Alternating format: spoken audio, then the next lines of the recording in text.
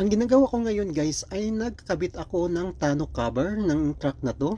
So ang una natin gagawin guys ay yung dalawang side rail. Kailangan maikabit natin yan. May tatlong tornilyo yan sa sa front, middle at saka sa rear. Kailangan maikabit yan yung parang yung tornilyo niyan ay parang ano lang siya, parang clamp lang, tapos hihigpitan mo lang siya.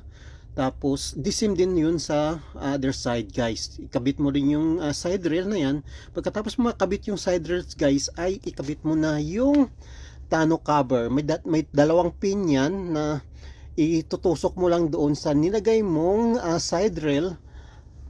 At yung sa baba na yan guys ay hihigpitan mo yung tornilyo na yan. Hinihigpitan ko na yung tornilyo na yan guys para makabit na. Madali lang to guys, pero kailangan mo lang talagang basahin din yung manual. Kasi bawat tonneau cover ay may kanya-kanya din siyang manual. Hindi pare-parehas pero